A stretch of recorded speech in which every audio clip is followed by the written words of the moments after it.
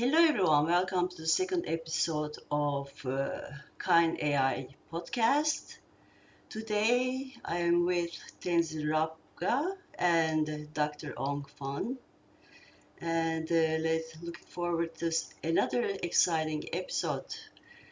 A little introduction. I am Yasemin. I'm an executive and certified systemic team coach, mentor, and instructor.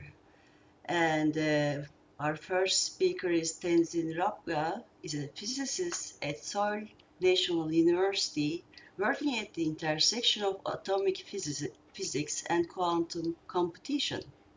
He leads an effort towards realizing the essential tools required for implementing practical quantum information processing in neutral atomic systems.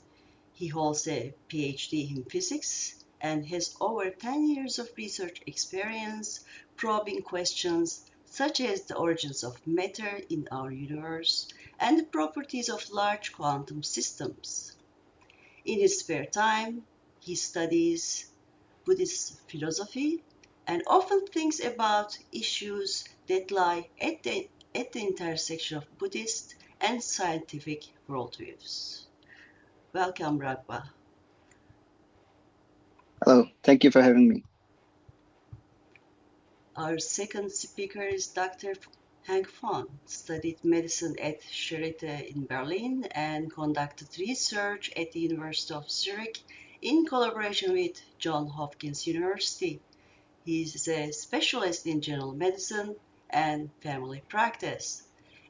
Alongside his clinical work, he focuses on the research and development of innovative technologies across artificial intelligence, medical technology, longevity, blockchain, data management, and nutritional science. He has founded several companies, including Maya Medical and Tortigat Science. Dr. Fan is a member of Swiss AI Association, Purple Ventures, and Divinity. Drawing on his multidisciplinary expertise, he has developed a holistic medical AI system aimed at specifically improving healthcare outcomes for both patients and physicians. He's currently building advanced AI-powered medical devices and a comprehensive health ecosystem designed to make life-saving and health-promoting technologies accessible worldwide. Welcome again, Dr. Hong. Thank you for having me. Welcome. Now I have a set of questions for both of you. I'm going to start with you, Tenzin Rabga. My first question is, Buddha placed the mind at the center of human experience. In the Nalanda tradition, what exactly is meant by mind and how is it different from the brain?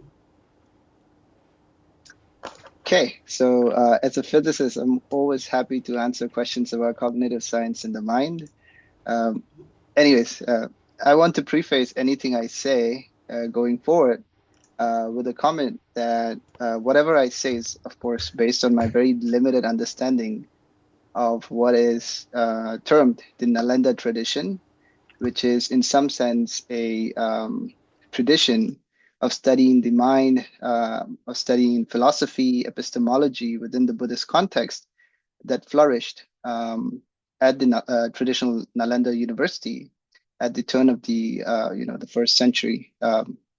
And so whatever I say is based on this very limited understanding. And so there's no guarantee whatsoever that it is either accurate or even correct to begin with.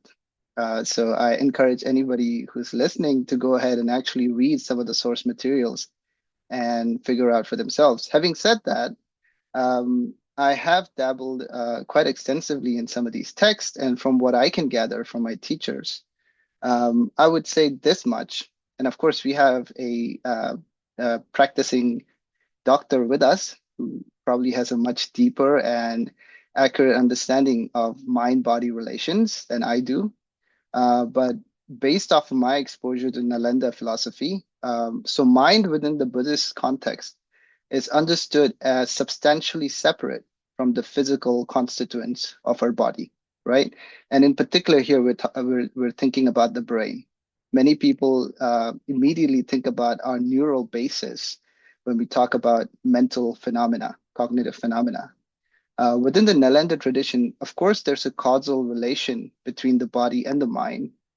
And it is, in some sense, quite obvious as well, because changes to our hormones, to our enzymes, uh, the chemistry of our brain, obviously affects how we behave, our manners, mannerisms, our behaviors, right?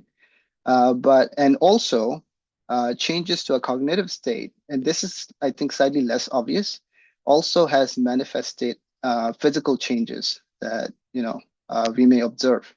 So the correlation or the causation goes both ways in that sense.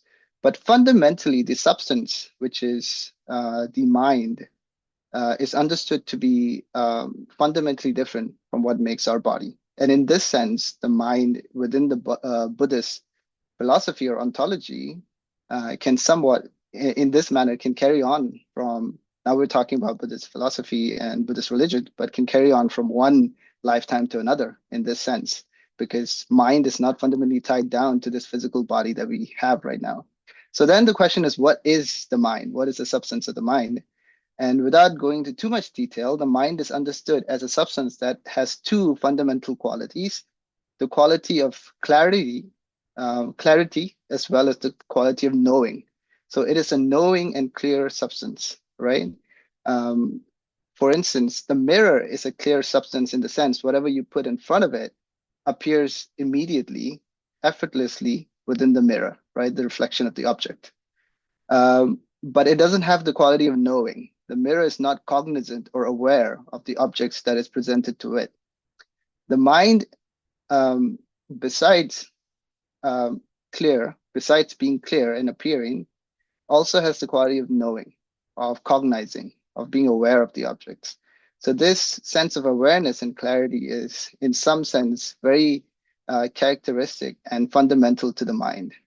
So let me put it that way. So in that sense, the mind is fundamentally different from the brain, from the physical body, and it has the qualities of knowing, clarity. Um, yeah.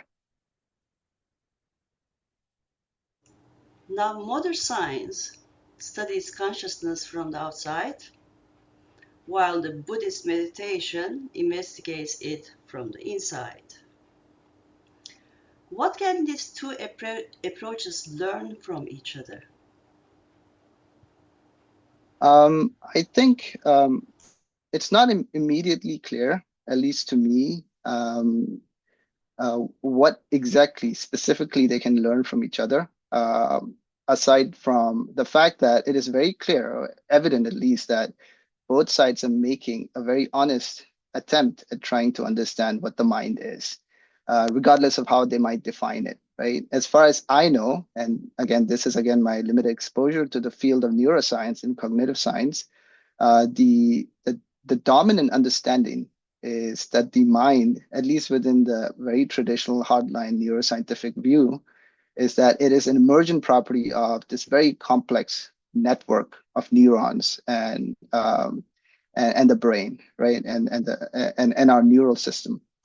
Now, within this framework, I think there has been extensive research and studies, and this is a up and coming field to some degree compared to other fields of science, and it is making a lot of tremendous progress in the field.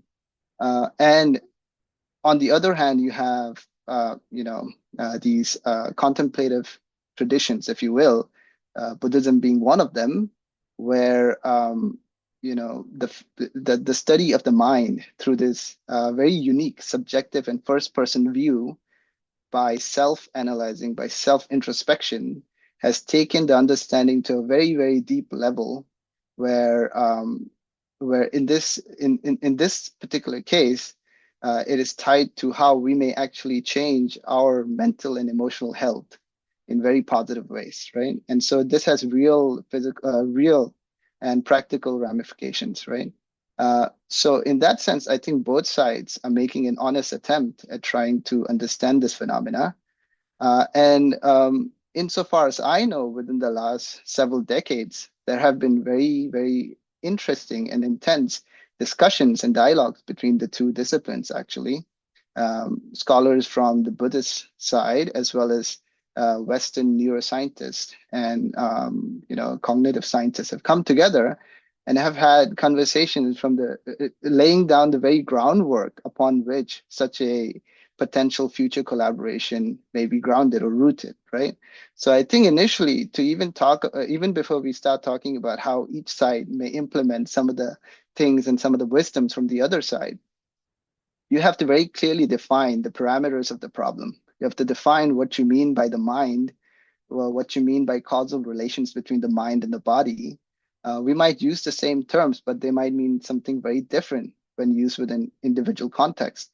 So I think that redefining of the terms or clarifying of the terms is ongoing.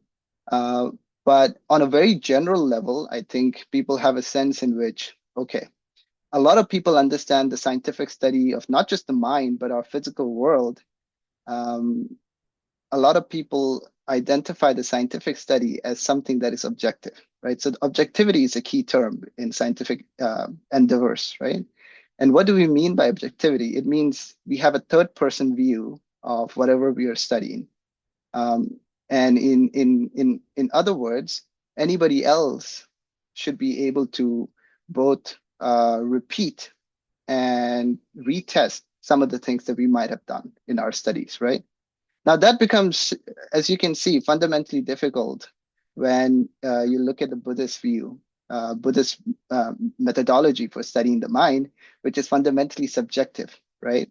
So my subjective experiences are unique to myself and are not purview to anybody else outside of, me.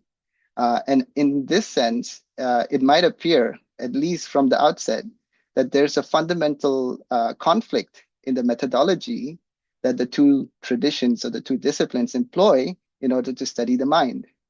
But I think this is where maybe there's room for genuine and original contribution from one side to the other, because a lot of the first person experiences on the Buddhist end, I think would greatly benefit through third person or objective verification, be it through the brain study, MRI scans, whatnot. And a lot of the third person, although indirect studies within the neuroscientific point of view or context, I think can benefit greatly from genuine first person experiences, subjective experiences. So in some sense, being able to incorporate all of both of these elements within each other's, methodologies, I think could pave a way towards a deeper understanding of the mind. But this is, of course, not my field, but this is just my general intuition. Yeah. Yeah, I see. Now, Buddhist teachings often say that suffering originates in the mind. How should we understand this in today's world of anxiety, uncertainty, and constant digital stimulation?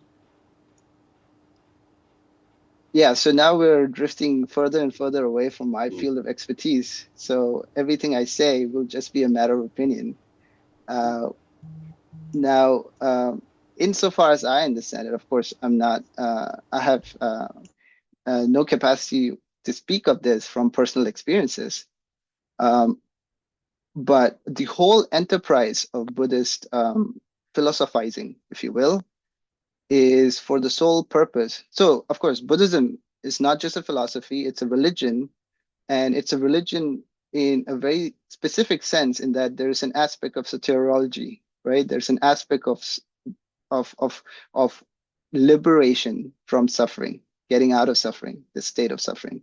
So all of this religious terminology aside, it is clear that suffering plays an important role in Buddhist philosophy because it is this recognition of our state of suffering, which is the initial point of entrance into Buddhist thought. It is through the recognition that we are in this state of suffering. However, so suffering is defined in a very specific sense within Buddhism, but let's leave that aside for now. But in a general sense, it encompasses everything that you just spoke about: stress, the stress in this modern lifestyle that a lot of us have to deal with. Now, within the Buddhist point of view, I would say that it is exactly okay. Let me phrase it this way. So as far as I understand, a lot of our suffering come through a disturbed mental state. Okay, so our mental states and suffering are strongly correlated. It is not so much that suffering is an external factor that is impacting our state of mind, but it is a state of mind itself. It is the disturbed state of mind that is suffering. And so how does, in some sense, this constant need for immediate gratification in today's day and age add to this disturbed mental state? Well, I think it's pretty clear to see. So why are our mental states, so volatile and disturbed? Maybe because we don't have a very strong handle on how to control our mental states, how to guide them through these turbulent times, And that requires attention, that requires a lot of practice, that requires a concerted effort. And insofar as there's a lack of, there's attention deficiency within a lot of the people these days, it's a culture where a lot of people usually, their attention span barely exceeds maybe a few, minutes at a time, 30, to or maybe 5 minutes at best. I think it already creates a culture where our mental health, the basis or the foundation for the mental health, is fundamentally maybe missing in that sense. Even before you start talking about religion or spirituality, just a healthy mental state, I think it has to be built upon some sort of self-discipline, some sort of control over our emotional health. And so I think in that sense, a lot of what you observe, not just in Buddhism, actually, but, a lot of other, and not even within religious context, even in secular context, any kind of training that helps build mental resilience, I think goes a long way towards dealing with some of these challenges, especially with regards to mental health. But that's probably as much as I can say, because I don't really know too much about that, sorry. Yes. Now, as a physicist and a student of Buddhist philosophy, do you see any interesting parallels between modern physics and Buddhist views of reality, interconnectedness, or the nature of self? Yeah, so yes, I definitely see some interesting overlaps. Well, let me not call them overlaps. I think intersections where both sides have something interesting to say to each other. And it's interesting because I think each side can maybe take something away from the other. But before laboring on this point, I want to stress that it is also very crucial to not over exaggerate these similarities or these overlaps, if you will. Because oftentimes what happens as soon as you go down this line of discussion, a lot of people end up getting this impression that, okay, so physics, for instance, modern physics, especially quantum physics, and the Buddhist theories of emptiness, they're fundamentally the same. And I don't want to go that far because I don't think there's enough evidence to suggest that that is the case. And I think prematurely assuming that to be the case is actually detrimental to serious research, serious investigation into this intersection, right? But I will say from, at least superficially, if you will, or, at least at a first glance, it is clear that there, within the Buddhist context, the notions of selflessness, which is fundamental to Buddhist philosophy. In fact, maybe it's not too far-fetched to say it is something that sets it apart from a lot of other religious traditions. It's this theory of selflessness or emptiness, right? And you can extend this notion, especially within the deeper philosophies, Madhyamika philosophy, for instance. You can extend the selflessness not just to the self or the ego, but to every phenomena, every object out there. And when you do that, now you're touching upon the ontological status or the reality of the physical world. And that's something that physics cares about a lot. In fact, within the last couple of centuries, physics and science and physics in general has made tremendous strides in our understanding of the world, in particular, the microscopic constituents of our world, atoms, at the very, very small, minute scales, we have learned that things and objects behave in a way that we could have never imagined before. And all the experiments that we've done so far confirm this reality. But this reality is so different from the daily reality that we encounter that in some sense, a lot of the physicists, the biggest struggle or the challenge they faced in the early 20th century was finding the right words to describe what they were encountering at these scales, at these microscopic scales, right? But it turns out that, and this is, of course, my personal opinion because I have studied Buddhist philosophy, I find that Buddhist philosophy, especially the theory of emptiness, provides some very natural language for describing some of the phenomena at the quantum level that oftentimes our day-to-day English, our language fails to fully fully capture, if you will, or fully capture in a consistent way without inconsistencies. And so in that sense, I see a glimmer of hope that if you were to pursue this further, maybe beyond just the ease with which you can describe the quantum phenomena using some of the Buddhist philosophical language, I think there's maybe a genuine intersection in terms of the understanding itself that you might be able to describe how an electron behaves, for instance, through a Buddhist point of view that is commensurate with how the quantitative physical theories describe the electron. Okay, but that I think is still very far away. I think we have a lot of work to do in order to say definitively that this is the case. But I would say there are definitely positive signs that you could do that. At least this is my impression. One last question for you, Tenzin Rabga. If humanity becomes increasingly dependent on artificial intelligence, what aspects of human wisdom and mental development from the Buddhist tradition become even more important to preserve? Yeah, so I think this is a very interesting question, especially at a day and age where, we are constantly bombarded with, one form or other of AI in our lives. And you can imagine within the next decade or two, there will be ever so present in our daily lives, right? So, and in this sense, I think, I myself have some philosophical qualms about the very term intelligence, albeit with the characterization artificial intelligence. But I find it a little disturbing to even call them intelligent in the first place. But that point aside, one aspect of human quality that I think we need to strive to preserve in this day of artificial intelligence is probably our ability to sympathize with other human beings.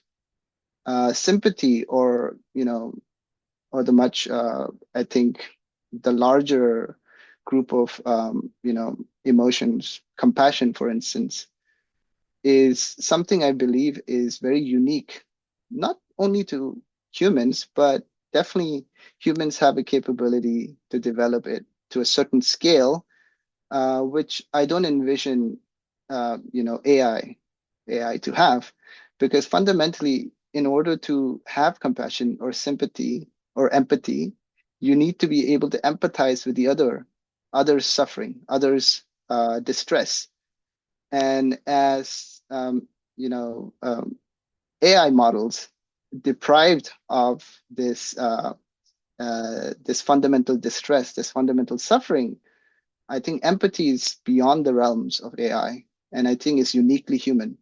And so compassion, in that sense, compassion and loving kindness, if you will, are two of the important aspects I think would be worth promoting as well as preserving in today's day and age.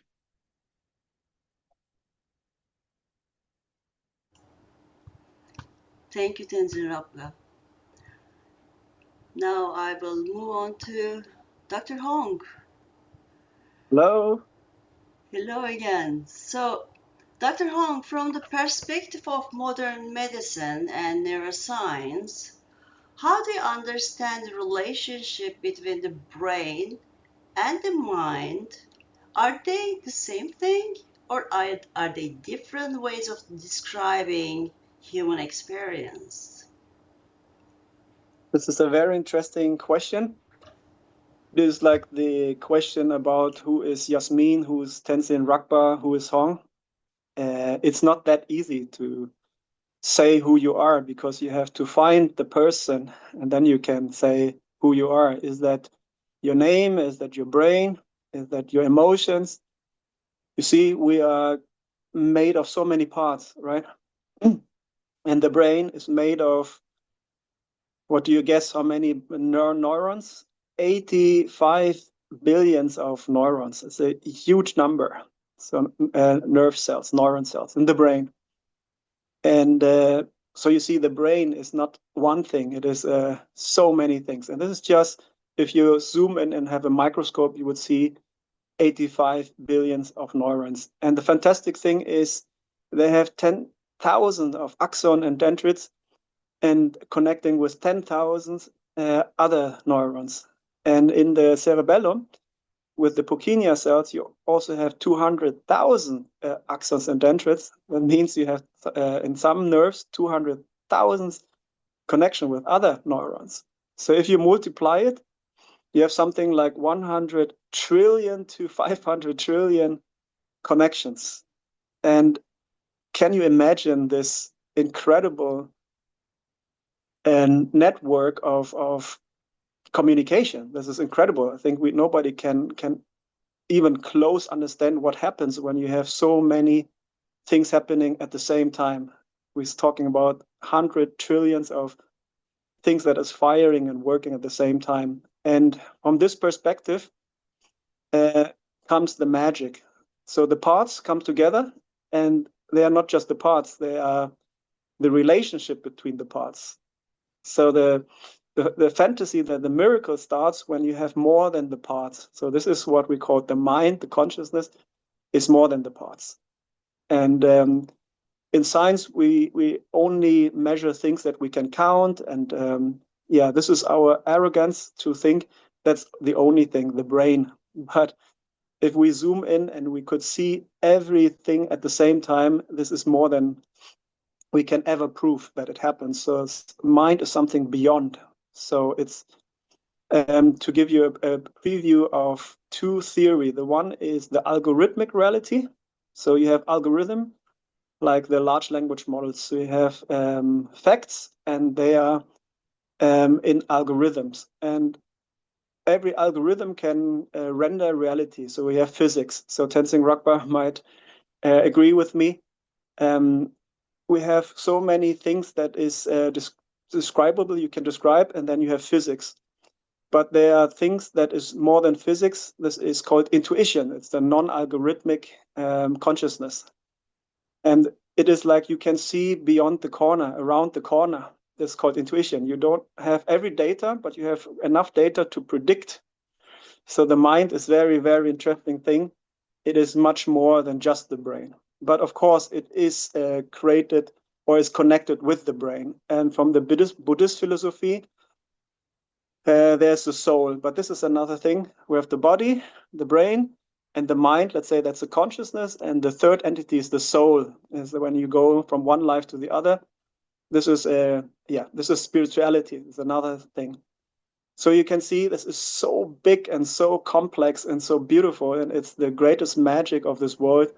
And it used only 20 watts. If we create a supercomputer with similar power, I think we need millions to billions of watts to produce this efficiency.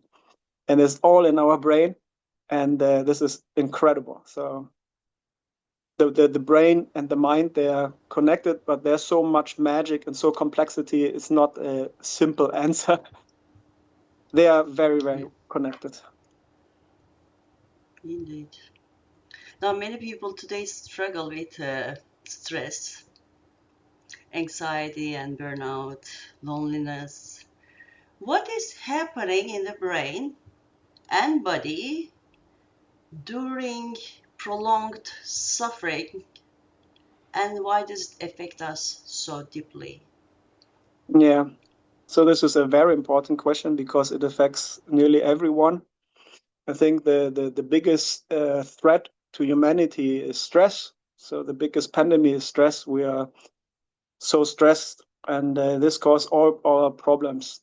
With stress, we have inflammation, and our brain is changing. And then with long exposure of stress, we really get sick. That means we release a lot of cortisol, adrenaline, and it is deeply unhealthy. That means we age faster. So aging is activated by stress. So the best way to age fast is to have a lot of stress. And with aging, we get sick and then we die. So this is the quick connection between stress. With stress, we age. With aging, we become sick, and then with sickness, we die. So it's a severe problem, and we have to learn how to cope with stress. And that's why we have so many meditation and coping strategies in the Buddhist philosophy. Yeah. So we should learn to control our mind. Our mind has the power to stop stress. True. Now, scientific research increasingly shows connection between mental states and physical health. Now, how does the mind influence the body, and what surprises you most about its relationship? Yes, so this is the question, what was first? Is it the brain first or the mind first? And as I said before, I think it's coupled. It's difficult to say what's first.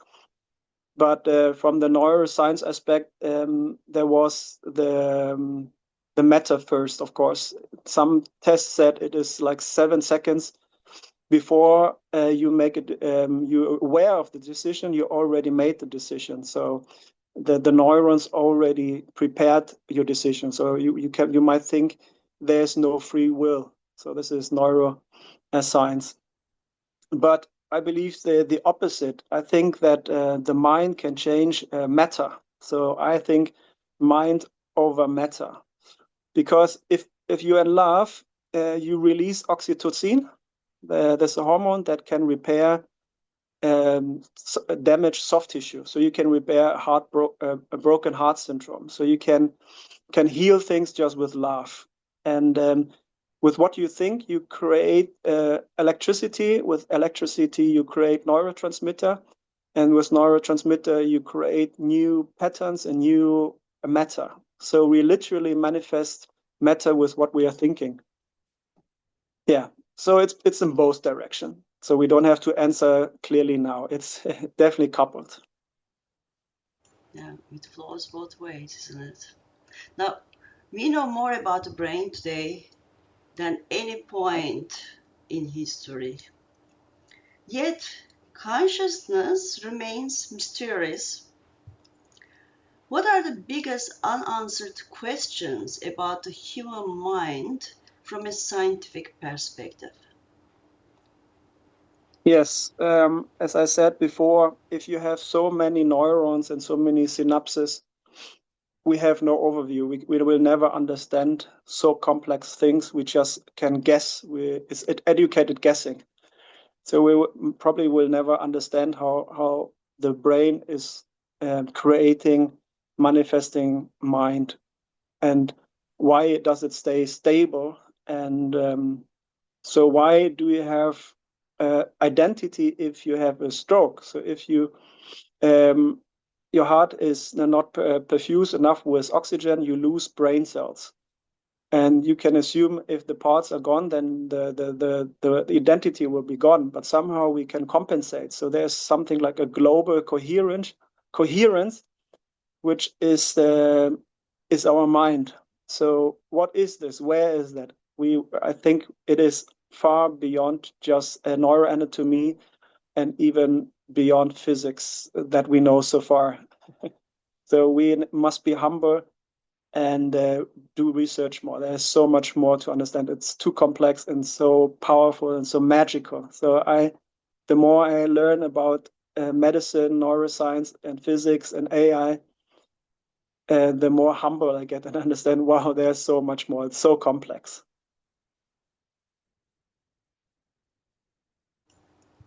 Yeah. Now, one last question for you, Dr. Honk. As artificial intelligence becomes more capable, what do you think are the most important differences between a human brain and an artificial system? Yeah, I think everything is different. Nearly everything. As we know, it's just artificial intelligence, right? And as Tenzin Rabga said, is it intelligence? It is just for me algorithm. So as I told you, there is the reality which is just created by code that you can render a program, but it's not reality. And we are much more, as I told you, we are intuition, we are love, we can see things directly. And as a mathematician, Gödel said there's things beyond a system, and so we can look around the corner. We are so much more. That's because we have so much more than just language. So a large language model is just language, just sequences of codes and combination of codes. Whereas we are emotions. We are so much more. We have not only 6 senses or 8. You might think we have more than 25. So we can feel vibration, we can feel pain, we can feel cold, we can feel sharp, we can do this in space and time. Everything is interconnected. So these awareness of reality is non-existent so far for any other systems like AI. So we are far, far away from a human experience and the mind and the soul. So I'm happy that it stays for that for hopefully for a long, long time. But nevertheless, with our project Kind AI, at least I want to understand kindness better, a universal kindness, and teaches to AI. So AI at least understands the worth of every sentient beings and appreciate it. So we make intelligence more kind and more aware of ethic and logic. So one day I hope there is no artificial intelligence anymore. It is just intelligence. But this is a future technology. But we can go in the right direction by infuse kindness and ethics and more human values into a system, into the algorithm, to the algorithms. Well, thank you, Dr. Hong. Now, My I pleasure. will have one last question for both of you. Whoever feels like it can go first. Now, for both of you, if you had to identify one quality that makes the human mind truly unique and worth protecting in the age of AI, what would it be? Who wants to go first? Maybe we both answer. You can start, Tenzin. I think maybe I faced a variant of the same question towards the end of my section, where I spoke about compassion being one such quality. So maybe Dr. Hong can go. But before you do that, can I say something? Sure. I mean, yeah, I really appreciate what you said in your segment. But I thought for the benefit of some of the listeners who might be new to Buddhist philosophy, uh, you said something in your initial response about the demarcation between the mind, the body, and the soul. And of course, maybe you understand soul in a very specific context within the Buddhist philosophy, but insofar as the soul is understood within Christian theology or other religions, this immutable ego that persists and travels from one life to another. Uh, Such a ego, such a soul, is of course rejected within the Buddhist philosophy. So the Buddhist philosophy rejects such a soul. So there is no soul within the Buddhist, ontology. But of course, there's the continuum of the consciousness, mental continuum that goes from one to the next. In fact, it goes from yesterday to today to tomorrow, right? So I just wanted to clarify that for the benefit of anybody who might be new to the philosophy and listening in today. But other than that, yeah, please go ahead. Yeah, I totally agree with you. I share the same. It is very important to precise, but we need some names that people can connect with, right? So for me, what is really unique is of course love. I think the thing that is more than just algorithm and code is this non-algorithmic consciousness. This is intuition, this is love, and this is the huge space of meaning and compassion. So, but I don't think that it is impossible to get there with logic and algorithm. So it's a matter of time until we improve understanding and yeah. So it's just a matter of time. We think many things are impossible now, but in the future and with the progression of intelligence and quantum computer, maybe. So there's no end to discussion. We will see. For the sake of discussion, if I may add a comment towards the end, of course, I think it'll be interesting for others as well. But I think I maybe hold the opposite view.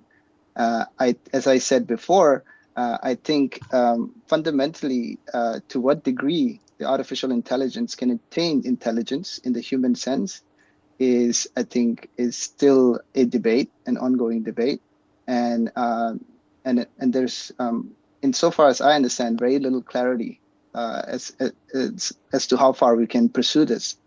Now, compassion and kindness, of course, the fundamental question is an AI, and not even an AI, when somebody else is displaying qualities or mannerisms we identify with kindness, sympathy, how do we know that the other person is actually feeling sympathy, feeling compassion? We could say something similar of a humanoid robot, right? Down the road, they might display very similar behaviorisms. And of course, then you can raise the same questions. But I guess the underlying assumption is with a human, I assume that they have access to the same mental phenomena that I have, and my own emotions, my own feeling of compassion, I take to be genuine, or the feeling of kindness, and therefore I project this onto another human being who's endowed with the same mental quality. Now, an AI is fundamentally different in the sense, if you believe that there's the mind-body duality, then that mind or the consciousness is fundamentally missing within this construction. And therefore, it somehow questions the very foundations of whether or not what that AI model is displaying is even compassion to begin with. Because compassion, at least as far as I understand, necessarily requires the ability to feel pain and therefore identify with others' pain and wish for that pain or suffering to go away. So that's the very bare minimum for generating compassion, right? For AI, I feel the very act or the very ability to suffer is absent in my view. And so the ability to genuinely identify, not just say things that sound like they can identify. Of course, in practice, it might not matter, To have a kind AI is definitely a good thing. But fundamentally, whether the AI is kind is a separate question, I think. Yeah. I Anyhow, totally agree yeah. with you, and I love that you said that.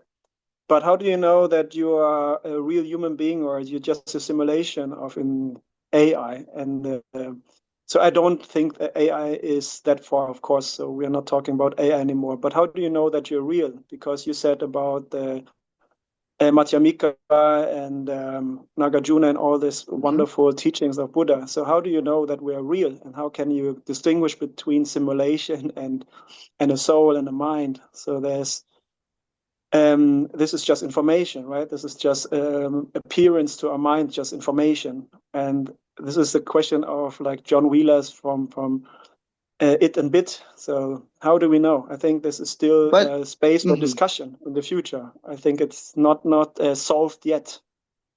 yeah, but I think I would raise one objection to this question, which is I think this was a problem that Nagarjuna faced as well. For instance, the tiger that is actually chasing me right now, that is about to grab me and maybe kill me, hunt me down. How is this tiger any different from the tiger in my dream that is chasing me? Both of these are intrinsically non-existent, equally intrinsically non-existent. So should I not run from the tiger that is chasing me right now? Because the one in the dream, even though it catches me, I wake up and I'm okay. So I think this is where it's important to differentiate when Nagarjuna is negating intrinsic existence from mere existence. So in that sense, a lot of the terms that are used in the text, they very deliberately call things as illusion-like, as dream-like. They don't call it dreams. They don't call them illusions in the strict sense. So I think distinguishing between negating ultimate reality at the same time positing conventional truth, that's why the doctrine of two truths, I think, is so powerful within the Madhyamika worldview. But of course, we can have Yes. a whole extended debate, I think, surrounding this Yeah, topic. But I share yeah, completely with you, and I studied the same teachings. But still, you didn't answer. How do you know that you are real or not?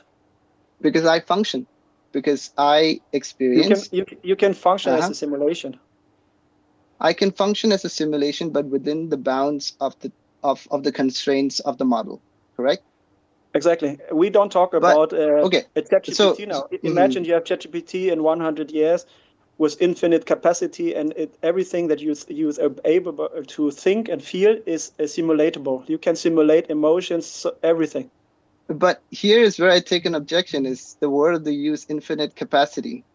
I don't think that's a realistic possibility. What does it even mean to have infinite capacity, right? That's A.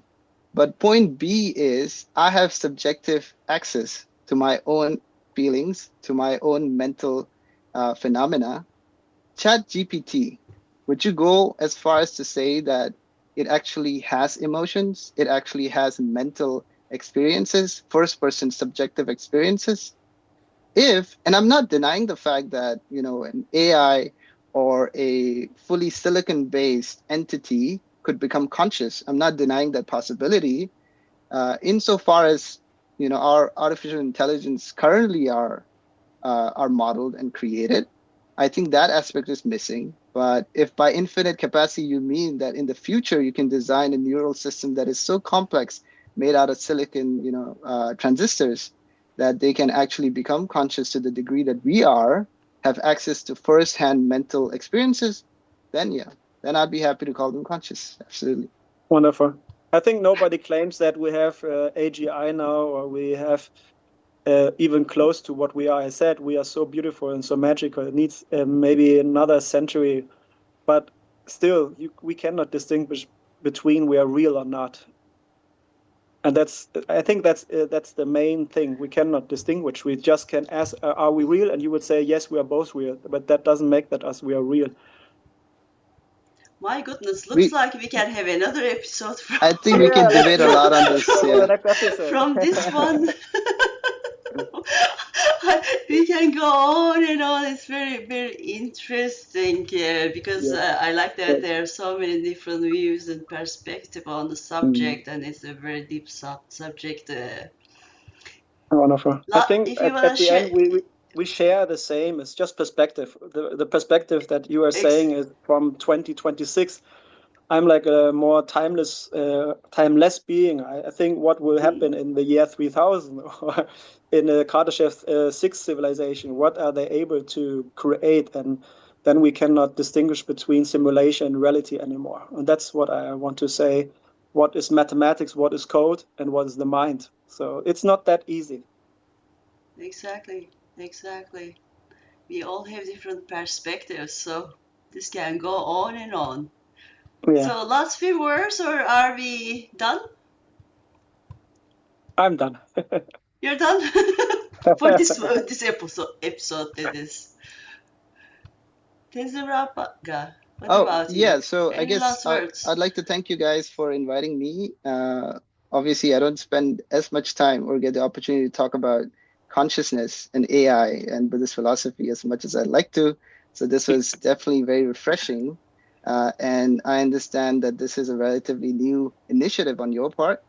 And from what I've heard about it from the other Tenzin, sounds like a very worthwhile endeavor. And from what Dr. Hong has spoken about today as well, creating AIs that are intrinsically kind, which I think is, ethically speaking, is very, very important, especially in a day and age where young kids are being exposed to all of these different AI models, right?